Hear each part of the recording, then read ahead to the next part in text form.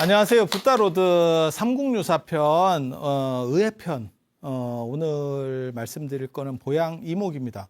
보통 뒤에다가 앞에가 스님 이름이고 뒤에가 그분의 어떻게 보면 가장 대표적인 업적, 그러니까는 원광서학, 그러면 원광법사는 서쪽으로 유학을 갔다, 유학의 시조다, 이렇게 얘기를 하는 거고, 자장정률 하면 자장률사는 유를 이렇게 해서 다 정리했다, 뭐 이런 식으로 보양 이목 별볼일 아니죠.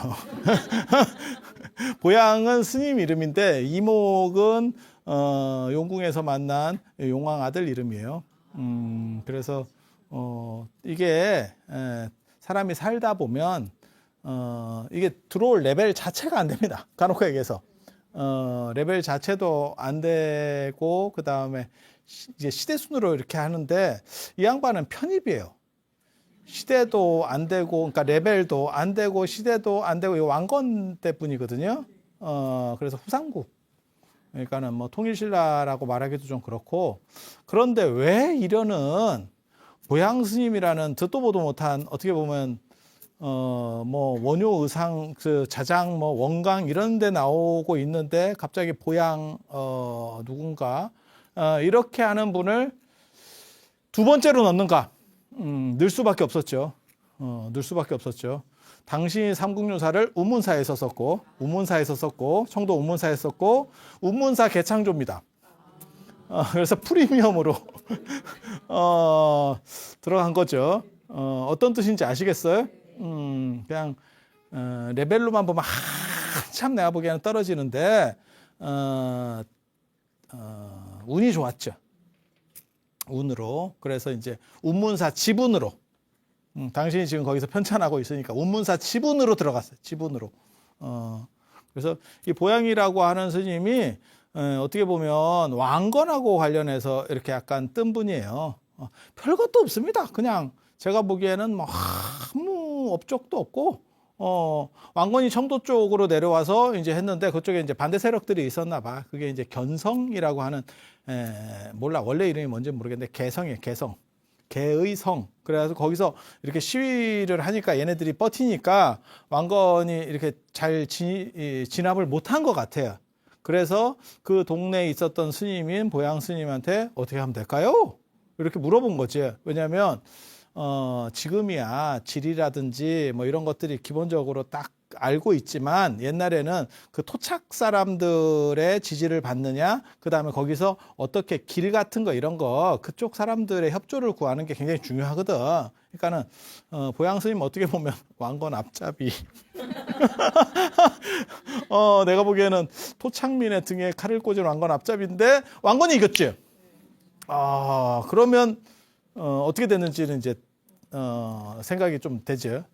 그래서 운문사가 됐다더라. 이런. 그래서 왕건이 물어봤대. 저거 어떻게, 저 개성을 어떻게, 견성을 어떻게 이겨야 됩니까? 이랬더니, 걔는 밤에, 뭐 뭔 소리나 잘 모르겠는데, 밤에 잘 지키고, 낮에는 태만하대. 걔가. 내가 본 걔는 그렇지 않던데. 걔 나 밤에 자던데, 나 걔 키워봤는데, 걔도 자던데. 근데 뭐 그렇대. 그래서 낮에 공격을 해야 돼요. 지금 개성이니까, 견성이니까 낮에 공격을 해야 되고, 북쪽이 취약하대. 그래서 그쪽으로 쳐들어가면 이길 거래. 내가 보기에는 이 종교인들이 뭐가 있냐면, 옛날에는 그 전략가나 이런 것들도 굉장히 많습니다. 그렇게 될 수 있는 게, 그 동네에 관련된 어떻게 보면 여러 사람들을 만나잖아. 그러니까 내가 그냥 양반이라고 생각을 해봐. 아니면 내가 귀족이야. 그러면 내 만나는 사람들만 만나거든요. 근데 어느 정도 이상의 종교인들은 진짜 별 사람을 다 만나. 그 동네와 관련된 사람 다 만나. 그러면 정보가 집중된단 말이에요. 그러니까 어디가 취약한지 알지. 네. 그 얘기인 것 같아. 그 얘기인 것 같아. 그래서 왕건이 그 말을 듣고, 그런 것 같다. 이래가지고 공격을 했더니 함락됐대. 그래서 왕건이, 감사해요. 이러면서 운문사, 운문사! 이렇게 시작을 해줬대. 그렇게. 그러면 이 양반은 누구냐? 중국으로 유학을 갔대요. 중국으로 유학 갔대. 야, 저 혼란한 시절에 후삼국 시절인데 저 쉽지 않았을 건데 아무튼 뭐 갔대. 그래서 갔다 올 때 서해 용궁에 들릅니다. 용궁에 들렸다는 거 저 자장 스님 얘기에서도 정암사 사적기에 보면 나오는데 뭐 삼국유사나 이런 데는 안 나오고 정암사 사적기에 보면 서해 용궁을 들렸을 때 수만호탑을 받아왔다. 그런데 알고 보니까 진료를 그래서 수만호탑이거든. 만호는 만호인데 물에서 나온 만호. 그래서 수만호야. 그래서 파란색이 난대. 조사해 보니까 톨로마이트고요. 그 동네에 있는 돌이죠. 동네에서 얼마 안 먼 돌. 바다에서 나오긴 개뿔이 바다에서 나와. 그리고 만호 아닙니다. 만호 자체를 사람들이 모르는 것 같더라고. 만호 아니에요. 만호는 꼭 이제 사파이어 못 본 사람들이 사파이어 빨간 거 아니에요? 뭐 이런 거랑 비슷한 거지. 그 만호 자체가 될 수가 없습니다. 만호는 빨간색. 빨간색이에요, 빨간색. 그래서 이제 그거를 이제 약간 이렇게 할 때 수만호. 그래서 파란색. 뭐 이렇게. 근데 석회석 계열이에요, 그거. 그래서 조각하기가 좀 편했지. 그래서 그런 부분들이 있는 건데 똑같아요. 서해에서 용궁에 잠깐 들렸대. 그 용궁이 어떻게 보면 이렇게 잠깐 쉬는 코스야. 서해 용궁이. 그런데 나 이거 되게 웃기거든. 서해 용궁이라는 말이 동해 용궁은 내가 좀 그럴 수도 있지 않을까? 이런 생각을 하거든. 왜냐하면 동해는 깊어요, 수심이. 근데 서해 평균 수심은 44m입니다. 엄청 얕은 바다입니다. 그러니까 마른 바다인데 실제로는 44m면 수영장 폭 깊이도 안 된다는 얘기예요. 그게 50m짜리잖아. 그러니까 그거 이렇게 세우면 그게 서해인 거야. 이해가 되시죠? 야, 거기에 용궁 지으려면 용궁 고도 건축에 걸려요. 이게 조금 더 올라가면 밖으로 튀어나온다. 우리가 서해 쪽하고 일본까지 이렇게 다 연결돼 있었다가 나중에 비가 녹으면서 물 차면서 이게 맨 마지막 바다예요. 그래서 제가 그런 얘기 하잖아. 지금 서해 쪽에 자꾸 신선 뭐 삼신산 얘기 나오는 것들도 알고 보면 그게 그 동네가 약간 뭔가 예전에 선사문명 비슷한 뭔가가 있다가 그게 사라지면서 나오는 전설들일 거다. 복례방정 영주산이 전부 다 서해 안에 있다고 나오거든요. 신선들이 사는 데는. 그리고 그 스토리에 보면 서복리학이나 이런 스토리를 보면 거북의 등 위에 있어서 섬이 이렇게 떠다닌다라는 얘기가 있는데 그거는 수몰과 관련된 이야기로 저는 해석을 하거든요. 섬이 사라지는 거지. 섬이 사라지는 거지. 저희 뭐 태평양에 어디도 그렇게 사라지고 있다던데 나라가 없어지고 있다던데 나라가 점점 없어지고 있다던데 물이 차가지고 우리 그거 아시잖아요. 베니스도 그러잖아요. 그래서 베니스에 물 차는 걸 막기 위해서 모세 프로젝트 그 뭐 10종가 뭐 8종가 들어가고 모세 프로젝트 물 제방을 이렇게 딱 밑에서 올라와 가지고 막는 바닷물을 막는 이태리 난림 공사고요. 물 다 들어왔죠. 그래서 제방만 만들고 우리 그거랑 비슷해. 저 4대강 비슷해. 돈은 들였는데 시스템이 작동을 잘 안 합니다. 이게 뭔가 싶은 뭐 이런 거. 이태리랑 우리가 상당히 좀 비슷한 그런 약간 이렇게 뭐가 있어. 내가 보기에는 사람 승질 급하고 노는 거 좋아하고 약간 이렇게 허당 기질 있고 바다에 한 10종가 박았어요. 그리고 베니스는 물이 찹니다. 그거 있어도 찹니다. 재밌지, 재밌어. 그래서 서해 바다가 나중에 생기면서 이러한 전설들이 그래서 제가 서해에 아틀란티스가 있다. 동아시아의 동방의 아틀란티스가 서해에 있다. 그게 삼신산, 신선과 관련된 이야기들이다. 그리고 신선 이야기들을 잘 보면 산동반도, 그러니까는 지금 중국의 동쪽에서 안쪽이고, 그러니까 서해고, 그 다음에 우리도 중국이 있고, 이게 우리나라가 있으면, 요렇게가 어떻게 보면 신선 사상 얘기가 나와요.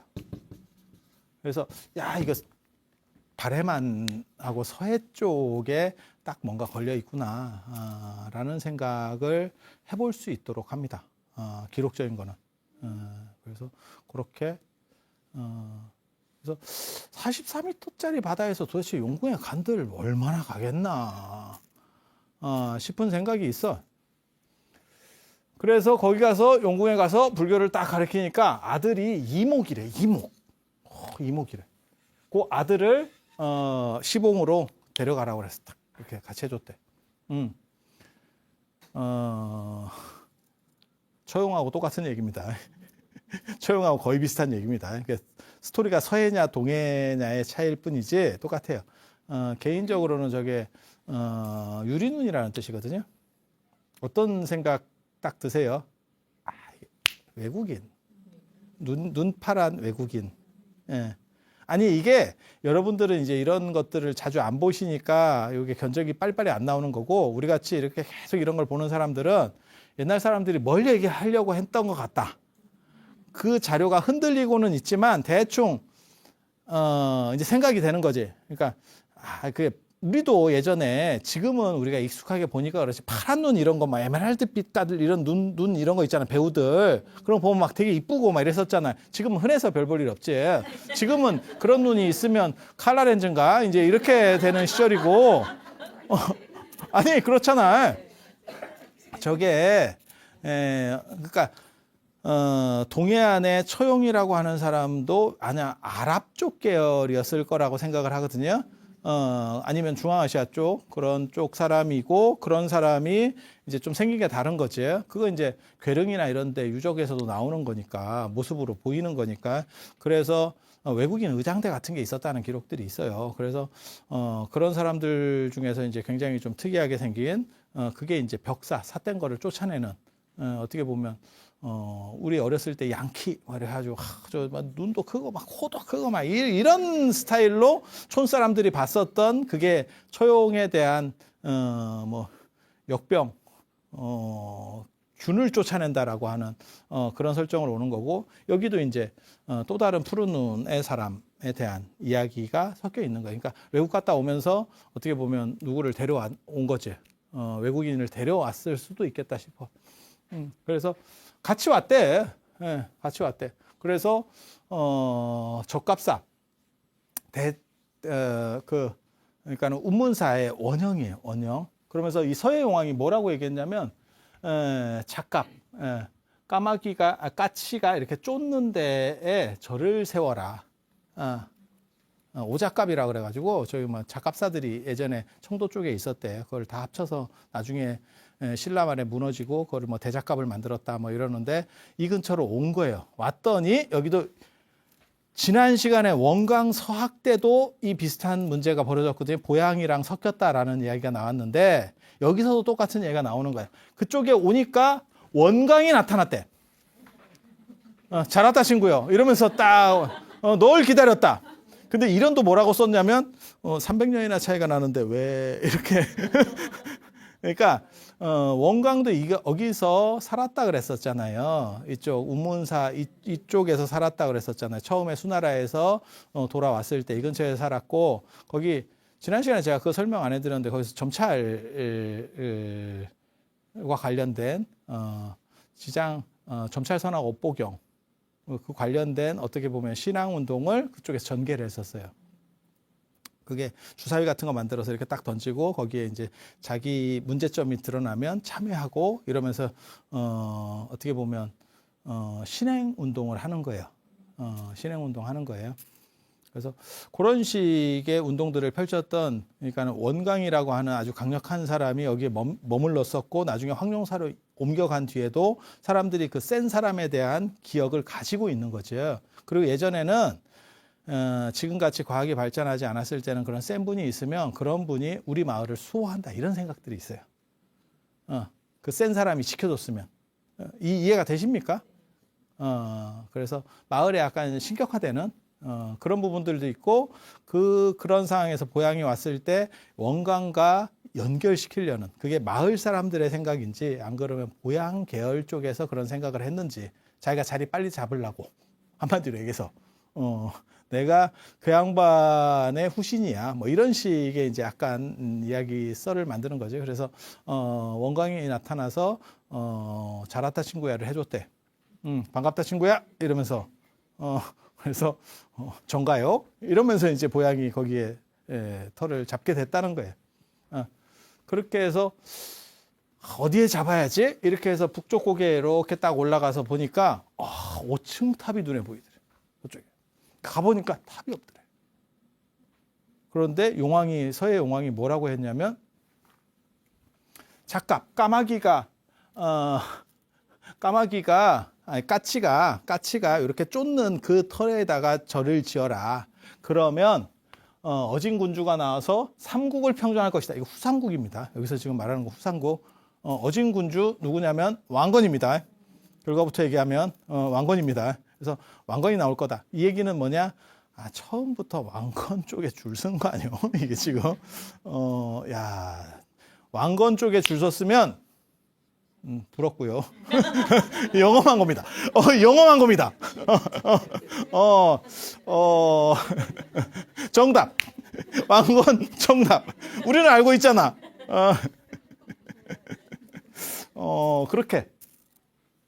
그렇게 해서 아무튼 설정 자체는 다 왕건과 어떻게 보면 보양이라는 분하고 맞춰져 있어.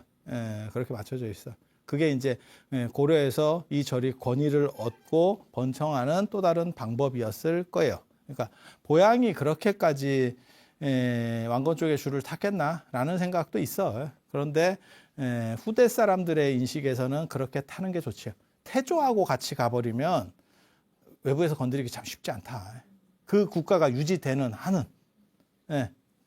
아니 그렇잖아. 같은 왕이라도 그게 레벨이 있는데 그래서 그쪽에 붙였을 수도 있어요. 그래서 가보니까 탑이 없어졌대. 탑은 없고 그러니까 사라지는 거예요. 그러니까 머리서 보면 딱 보이고 딱 사라져. 그리고 까치가 땅을 쪼고 있더래. 그래서 용왕이 나한테 잠깐 까치가 쫓는데 절 지으라 거긴갑다. 지금도 저 가면 작갑전이 있죠. 우문사에 작갑전이 있죠. 그렇게 해서 거기 땅을 팠더니 벽돌이 많이 나왔대. 이게 뭔 소린가 싶긴 하죠. 벽돌이 많이 나왔는데 그 벽돌들을 다 캐가지고 착착착 맞추니까 5층 탑이 딱 맞더래. 그래서 벽돌이 한 개도 남지 않고 싹 들어갔대. 레고 블록의 천재. 레고의 천재. 근데 왜 뭔 소리인지 모르겠다라고 말하냐면 전탑은 중국식 탑이에요. 우리는 석탑을 쓰거나 지금 통일시대 저게 지금 후삼국 시대잖아요. 그러면 석탑이 벌써 유행하던 시절인데 왜 갑자기 뜬금없이 전탑 이야기가? 전탑은 벽돌탑이에요. 그러니까는 벽돌들을 이렇게 구워가지고 탑으로 쌓는 거거든요. 그거 안동 쪽에 가면 있습니다. 물론 아예 우리나라에는 없습니까? 아니면 안동 신세동 탑 이런 것들은 실제로 전탑이고 그거는 통일시대 시대 탑이에요. 그런 탑들이 있어요. 근데 안동 쪽으로는 저는 무슨 생각을 하냐면 중국에서 피난민들이 나중에 낙동강 쪽으로 들어왔을 거다. 그래서 그쪽에 정착해서 중국 어떻게 보면 차이나타운이 하나 만들어진 거지. 그래서 그들의 방식으로 탑을 만들게 된 거지. 그렇게 생각하는데 청도 쪽에 중국식 탑? 벽돌탑에 대해서 알만한 사람은 당신 아니요? 왜? 중국 유학 갔다 왔잖아.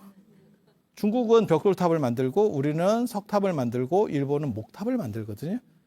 근데 땅을 파서 벽돌탑이 나올 확률은 별로 없습니다. 그건 거의 기대할 수 없는 확률이거든요. 아니 그 생각을 해봐. 우리가 땅 팠는데 땅 파서 유적이 나올 수는 있어. 그런데 그리스의 파르테논 신전 같은 게 나왔어. 야 그러면 굴하지. 우리나라 양식이 나와야 될 거 아니야. 이게 그리스 양식이 갑자기 나오면 이게 예전에는 그리스였나 우리가 이렇게 할 수는 없잖아. 근데 이 스토리가 그런 거예요 지금. 스토리가 그런 거예요. 그래서 약간의 냄새가 나지. 약간의 냄새가 나. 그렇게 해서 거기에 절을 짓고 잘 하고 있다가 왕건이 내려왔을 때 이 견성에서 시위하던 사람들을 다 이렇게 정리하는데 공을 세우고 결국은 운문사가 됐다더라. 스토리로 봤을 때 뭐 그렇게 그닥. 그리고 이목 얘기하지. 이목. 보양이 얼마나 대단하지 않으면 보양에는 보양과 관련된 어떠한 핵심적인 단어가 안 나와. 그리고 갑자기 이목이 나와. 이목이. 그래서 하루는 비가 안 오더래. 그래서 이 조항은 어떻게 보면 보양과 이목 이렇게 봐도 돼요. 그래서 하루는 비가 안 오더래. 그러니까는 보양이 뭐라 그랬냐면 가문 믿으니까 네가 용왕 아들이잖아. 그러니까 비를 좀 내려봐라. 이렇게 했다는 거예요. 그랬더니 비를 오게 했대. 내가 또 용왕 아들이잖아. 야, 이거 뭐 페르시아 쪽의 조로아스터교인가 뭐 이런 생각도 좀 들고 이게 불로다가 뭐 이렇게 좀 찢으면서 비 내릴 때까지 계속 하면 되거든. 예. 그렇게 해서 비가 내렸대. 비가 내렸는데 그런 식으로 어떻게 보면 사사로운 신통을 쓰는 것은 안 맞는데 그래서 하늘에서 아니 이목이 어디 있느냐 그래서 잡으러 왔어. 근데 이게 좀 말장난이거든. 그래서 내가 여기 써놨는데 이게 유리눈이라는 뜻이거든. 유리눈은 푸른 눈 아니면 우리랑 다른 눈이라고 해석을 해도 돼요. 그리고 푸른 유리, 로만글라스나 이런 거 지금 삼국시대 때 나오는 거나 통일시대 때 나오는 거나 보면 다 푸른 유리예요. 이게 훨씬 이쁘거든. 그냥 투명보다. 그리고 그 당시에는 투명도를 지금같이 유리가 주지를 못해. 그러니까 색을 넣는 게 훨씬 유리하거든요. 그래서 아마 푸른 눈일 거다라고 생각을 하는데 보양 이목에서의 이목은 이 이목입니다. 배나무라는 뜻이에요. 그래서 보양이 하늘에서 쉽게 말해서 천사가 내려와 가지고 이목이 어디 있느냐 그랬더니 뜬금없는 말장난을 졸 앞에 배나무를 가리키면서 이목 저거 아닙니까? 배나무 아닙니까? 이렇게 했대. 이게 무슨 야 이거 지금 무슨 아저씨 개그도 이게 무슨 썰렁한 개그 나 같으면 절에다 벼락을 치겠구만. 그랬더니 그래요? 이러면서 낚여가지고 배나무에 벼락을 치고 갔대. 그래서 배나무가 내가 왜 갑자기 벼락을 맞아야 되나 이렇게 했대.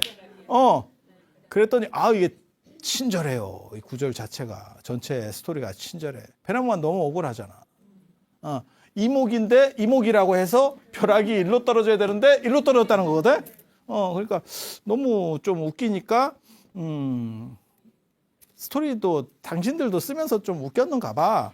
그러니까 뭐라고 쓰냐면 용왕 진짜 이목이 그 나무를 만지니까 나무가 아물어졌대. 또 뭐라고 나오냐면 그게 이목이 낫게 한 게 아니고 나무를 치료한 게 아니고 보양이 해서 이렇게 주술을 외우니까 이게 다 회복이 됐다더라. 그 다음에 나오는 게 양지스입니다. 이게 시대의 순으로 정리를 한 것 같거든요. 그래서 양지스님 선덕여 왕 때 요는 시대 순도 아니야. 그냥 끼어든 거라니까. 요 왕건 때니까. 갑자기 뜬금없이 네가 왜 이게 안 그러면 이런 스님이 안 넣었는데 운문사 쪽에서 이런 스님 공양 드시러 가셨을 때 살짝 넣었을 수도 있고. 근데 운문사 입장에서는 굉장히 큰 게 들어간 거예요. 들어갈 내가 보기에는 잽이 자체가 안 되는데 급 자체가 안 되는데 양지사석이라고 양지스님, 낭지스님이 있고 낭지스님은 구름 타고 다니는 스님이에요. 양지스님은 저기 이제 석장을 지팡이를 움직이는 스님이에요. 그 사석이야. 지팡이를 부린다. 딱 이렇게 그 얘기를 해줄 저분을 전에 그 역사 스페셜 이런 거 나올 때는 우리나라의 미켈란젤로 뭐 이렇게 했었거든요. 예술가입니다. 그리고 저는 저 양지는 아마 한국 사람이 아니었을 것 같다라는 생각을 하거든요. 뭐 서역 사람이든지 뭐 아랍 쪽에서 넘어왔든지 그러니까 아랍이라고 그래서 불교를 얘기하는 게 이슬람을 얘기하는 게 아니에요. 그쪽에서 넘어온 불교와 관련된 사람들. 왜냐하면 만들어 놓은 게 지금도 남아 있거든요. 저 양반이 조성했다는 게 남아 있는데 그게 사천왕사 그 탑의 기단 기단이라든지 기단에 있는 그 팔부중상 뭐 이런 것들 남아 있는데, 그걸 뭐 사천왕상이라기도 하고 뭐 이렇게 남아 있는데, 보면 굉장히 이국적입니다.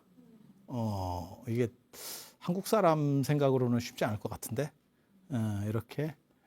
제가 그런 얘기 하잖아요.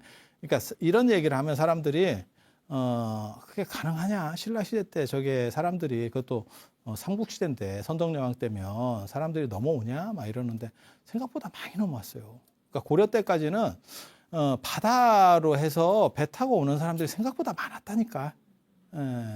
조선이라는 나라가 농자천하지대만 하고 어떻게 보면 이걸 다 막은 거예요. 그래서 조선이 이렇게 꼬꾸라지는 거지, 우리가 생각처럼, 여러분 생각처럼 굉장히 이렇게 쩌리 나라가 아닙니다. 그래서 고려 때까지는 해상으로도 많이 움직였고, 그 다음에 남녀 평등도 상당히 이게 높았고, 고려 때까지 그런 거예요. 그래서 조선을 보고 한국사를 봐버리면 안 돼. 전체가 그럴 거다라고 생각하면 안 돼. 그래서 어떻게 보면 고려 때까지는 현대 우리나라 같은 그런 느낌 정도의 남녀평등이라든가 이런 성평등이라든가 이런 것들이 있었던 거예요. 그래서 이렇게 보면 이 석이, 그래서 저 동네가 석장동이거든요. 저게 경주 동국대 뒤쪽이에요. 그래서 석장사 이러는데, 그래서 석장이 뭐냐면 지팡이입니다. 지팡이, 스님들 지팡이 이렇게 해가지고 이렇게 고리 있는 지장보살 이렇게 들고 계시는 지팡이 같은 거, 고리가 6개면 6환장, 사방으로 있으면 12환장이 있어요. 12환장까지. 저 석장이 두 종류가 있습니다. 하나는 단석장, 짧은 석장과 긴 석장 두 가지가 있어. 긴 석장은 진짜 지팡이 용도예요. 이렇게 찰랑찰랑 하면서 다니면서 소리도 내고, 소리를 내는 이유가 뭐냐면 저게 뭐 6개 6환장이기 때문에 6도 윤회하는 중생들을 뭐 구제한다 뭐 이런 썰도 있는데, 소리를 내서 짐승들이 다가오지 못하도록 산길이나 이런 갔을 때, 그리고 뭐 멧돼지나 뭐 사슴이나 이런 게 와도 사실 사람이 이기기 힘들잖아. 그러니까 그런 걸로 지팡이로 이렇게 때려서 어떻게 보면 자기 방어를 하는 그런 용도의 물건이에요. 그리고 이렇게 소리를 내서 최대한 쇳소리나 이런 쇳소리하고 불을 짐승들은 다 두려워합니다. 그래서 좀 떨어지게 하는 그런 효과들이 있었고, 그래서 호신용이라고 보면 되고, 뭐 일설에는 뭐 그렇게 탁 소리가 나면 이 소리들을 들으면 미물들이 다 이렇게 제도가 되고, 그 다음에 내가 지나가니까 뭐 개미나 무슨 뭐 이렇게 조그만 이렇게 벌레들, 산에서 사는 벌레들이 길을 피해라 라고 하지만 그런 곤충들은 아마 못 들을 걸, 이 소리. 이 소리 듣고, 개미가 이 소리 듣고 피하지는 못할 것 같은데, 그냥 생각해봐도. 개미 귀에 저게 들리면 인간 귀에도 지구 도는 소리는 안 들리잖아. 지구 돌 때 소리 난다. 이게 지금 소리 난다. 우리가 못 들은 것 뿐이지 계속 지금 돌면서 우리가 팽이 위에 있는 거잖아. 엄청난 소리가 난다는 거예요. 그래서 그런 식의 썰들이 있어요. 썰들이 있는데, 이렇게 해서 진짜 지팡이가 있고, 또 하나는 단석장은 목탁 요령과 더불어서 아낍니다. 그러니까 의식 같은 거 할 때 석장을 흔들어요. 잡고 착착착 흔들어. 그러면 찰랑찰랑 이렇게 약간 심벌즈 같은 소리가 나요. 심벌즈 같이 맑은 소리는 아닌데 약간 혼탁한데, 그래서 한 사람은 목탁을 치고 한 사람은 뭐 요령을 들면 한 사람은 석장을 흔들어. 이렇게. 그래서 석장이 지금도 밀교 의식이나 이런 데서 남아 있어요. 근데 우리나라에서는 이 석장 흔드는 거는 사라졌어. 없어. 그런데 석장 유물들이 생각보다는 많이 나와요. 그래서 이게 여기 보면 신뢰용 석장 같아요. 신뢰용 석장이 기록에 남아 있거든요. 저기 대산 오만진신주 할 때도 그 얘기를 했었어요. 석장이 도는 걸 보고 시간을 알았다. 방 안에서 온다는 얘기거든요. 그거는 신뢰용이에요. 그거 신뢰용이라고. 밖에 나갈 때 지팡이로 쓰는 용도가 아니고.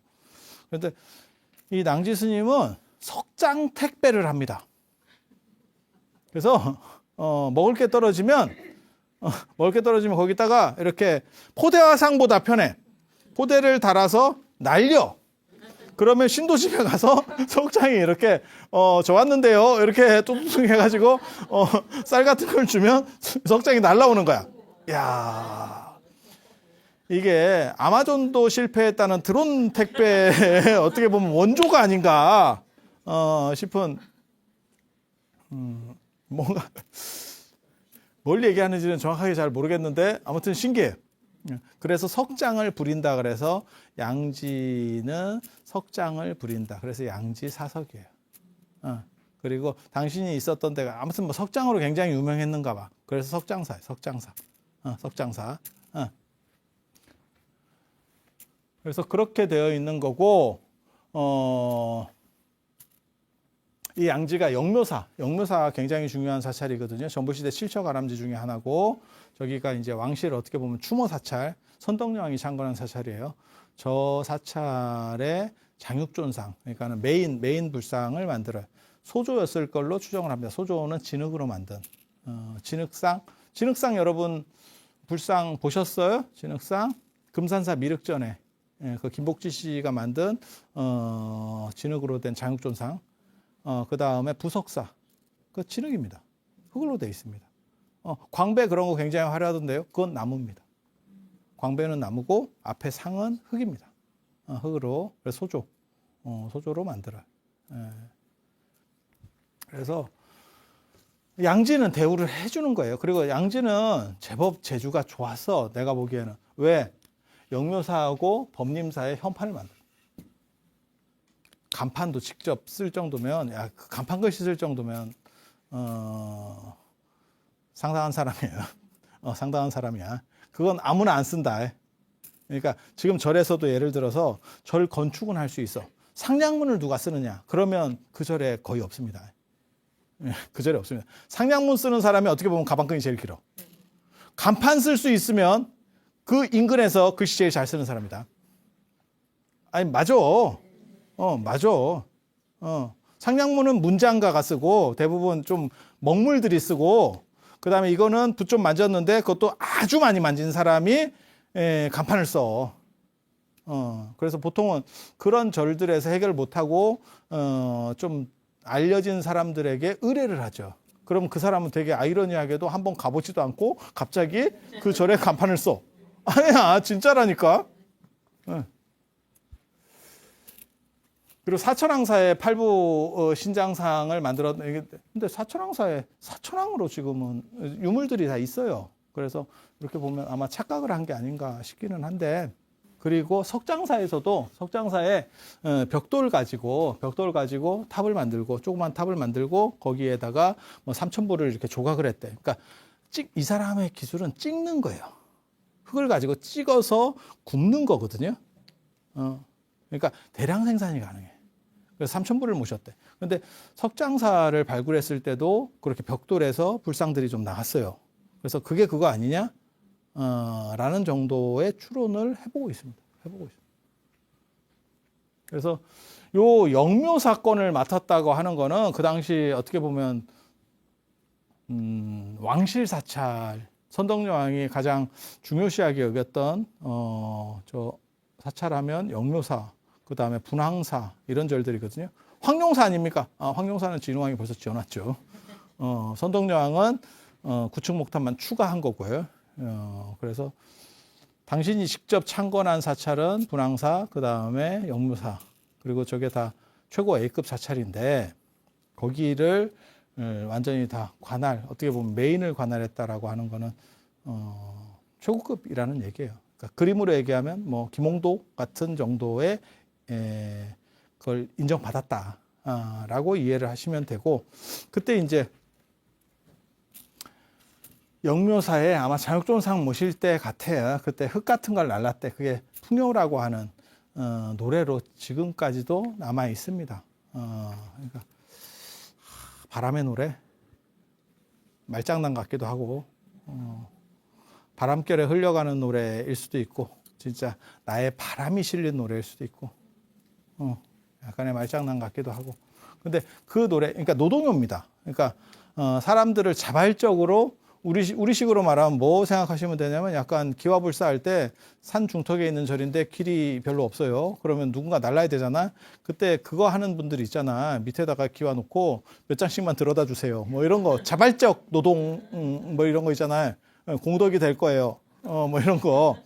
근데 그렇게 해서 왕실사찰 일반 사람들은 잘 들어가기 힘든 왕실사찰의 본존을 내가 옮긴 흙으로다가 모시겠다. 그거는 저 양지가 어떻게 보면 약간 인권의식이 있었을 수도 있겠다라는 생각이 있어요. 그리고 그거는 일반 계급제하고는 다른 식 사고거든요. 왜냐하면 인도 같은 경우는 도자기에 유약이 발전하지 않거든요. 그 이유가 뭐냐? 하위 카스트가 먹은 식기가 씻어서 상위 카스트에게 오면 오염된다라고 보기 때문에 그렇거든요. 그래서 유약 처리를 안 하고 깨버려요. 그릇을 깨버려요, 아예. 그런데 지금 여기 상황을 보면 신분을 넘어서, 그러니까는 임금도 절을 해야 되는 그 왕실 사찰의 불상을 일반인들이 다 십시일반으로 흙을 가지고 오게 해서 만들겠다. 야, 이거 상당히 민중적 의식이 있는 거예요, 지금. 민중적인 생각이 있는 거라니까. 그래서 일반 신라 사회의 일반인들과는 다른 사고를 하는 게 보여. 예. 그거는 외부에서 들어온 사람일 확률이 상당히 있어요. 그 풍요가 뭐냐면, 이제 요런 장육존상 흙으로 이제 만들어야 되니까 흙이 많이 들겠지. 그래서 그거를 옮기는 그때 쓰는 노래예요. 자발적으로 노동요인데, 오다, 오다, 오다, 오다, 슬픔이 많아라. 슬픔 많은 사람들은 다 와라. 슬픔 많은 사람들, 힘든 사람들, 지치고 힘든 사람들 다 와라. 이 불사에 참석을 해라. 슬픔 많은 우리들이여 공덕 다 끌어와라. 그렇게 되면 너의 인생은 바뀔 것이다. 힘들고 지쳐서 하는 것들이 지금 다 너네가 전생에 문제가 있어서 그래. 요번에 여기에 힘든 거 아니다. 뭐 돈 내라는 거 아니다. 흙 좀 잠깐 날라주면 너네에게 그 공덕이 마일리지로다가 꽂히면서 너네 삶이 바뀔 거다. 야, 저거 엄청 올렸을 것 같은데? 아니, 돈을 내라는 것도 아니고 모든 사람이 그냥 참석해서 조금씩 해줄 수 있는 거잖아. 그리고 저게 불교 시대라는 생각을 해봐. 그리고 왕실 사찰을 하는데 여러분들이 십시일반으로 옮기면 그걸로 처리를 해서 내가 불상을 만들어 주겠습니다. 야, 저거 엄청난 인기. 그게 양지 이름이 지금까지 남아있는 이유라고 저는 생각을 해요. 그러니까 민중을 등에 업었지. 저렇게 한번 터트리면 대중적 인지도는 막 쫙 올라갈 겁니다. 그래서 진짜 생각 잘했지. 그리고 저런 생각은 신라의 어떻게 보면 층위 골품제 속에 있었던 사람들로서는 쉽지 않은 생각이에요. 하지만 외국인이라면 이게 충분히 가능하죠. 충분히 가능한 사고죠. 왜? 그들의 문화는 우리하고 다르니까. 그래서 우리나라에서도 그런 거 있잖아. 외국인들 들어와가지고 이렇게 좀 약간 이상한 짓 하고 그러다가 이거 아메리칸 스타일 뭐 이런 식으로 해서 빠져나가고 뭐 그런 거 생각하시면 돼요. 그런데 인력상 그러니까 저 양지 지금 이름이 남아 있는 이유는 저렇게 민중적이었다는 거 한 가지하고 그 다음에 하나하나를 자기가 조각을 해서 만든 게 아니고 찍는 방식을 사용했다. 그러니까 틀에 넣고 그것들을 찍어서 도자기로 굽는 뭐 이런 식의 일들을 했으니까 많이 퍼질 수 있는 거예요. 그러니까 우수한 능력이 있어도 작품 하나 만드는데 한 3년 걸려요. 뭐 5년 걸려요. 야, 몇 개나 하겠냐? 그냥 생각을 한번 해봐. 그러면 그게 이름이 나겠어요? 그러니까 김홍도가 이름이 난 이유 중에 하나는 아주 섬세하고 잘 그린 그림도 있어요. 뭐 송화맹호도 뭐 이런 거 굉장히 잘 그렸거든요. 그런 것도 있지만 우리가 흔히 아는 그림들이 있어요. 약간 풍속화 같은 거. 진짜 대충 그린 거. 이렇게 그냥 딱 보고 그냥 순간에 춤추는 거, 무동, 그 다음에 무슨 뭐 서당 풍경 뭐 이런 것들 있잖아요. 그러면 그거 그냥 순식간에 그리거든요. 또 얼마나 빨리 그렸으면 손가락 방향이 잘못되고 막 이런 게 있어요. 오게티가 있어. 왜? 그 사람은 보는 순간 머리에 찍어, 스캔을 해. 그리고 그냥 순식간에 쫙 그리는 거거든. 그리고 이 먹이라는 것은 일회성이에요. 한 번 나면 지울 수가 없다니까. 그러니까 그냥 쫙 그리는데 너무 빨리 그리다 보니까 손가락이 뒤집어져 있는 경우도 있고 뭐 이런 경우, 아니 실제로 그게 많이 있어요. 그 얘기는 뭐냐? 너무 빨리 그린 거예요. 그분이 뭐 그런 정도 생각을 못했을 리는 없고, 근데 급하게. 그리고 그런 작품들이 더 그런 게 많고 친숙하고 많아지기 때문에 그 양반의 이름이 남는 거거든. 그래서 양지도 그런 방식을 이렇게 어떻게 보면 찍어내는 방식, 그게 대량 생산이라는 게 가능했고 양지의 이름이 더 많이 퍼질 수 있는. 그리고 사람들이 그 작품을 보면서 이게 누구 거야? 이러면 이제 양지 거예요. 뭐 이렇게 하는 일들이 벌어졌다는 생각을 해. 그래서 양지가 하는 행동들을 보면 뜰 수 있는 구조. 생각보다 약한 사람인데 뜰 수 있는 구조를 갖추고 있다. 그리고 또 뭘 볼 수 있냐면 저 시대에는 고려시대 때까지도 저런 양지를 늘 정도로 예술가를 대우했구나. 승려 예술가예요. 그런데 대우를 했구나. 실제로 고려불화에도 뭐 해어 스님 뭐 이런 사람들이 수월관음도 그림에 자기 사인을 남기거든요. 그거는 뭐냐? 예술가들이 대우받는 거죠. 그러면 명작이 나옵니다. 그게 조선과는 큰 차이예요. 오늘 이 정도 하고 다음 시간에 의회편 이어서 할 수 있도록 하겠습니다. 자, 들어주셔서 감사합니다.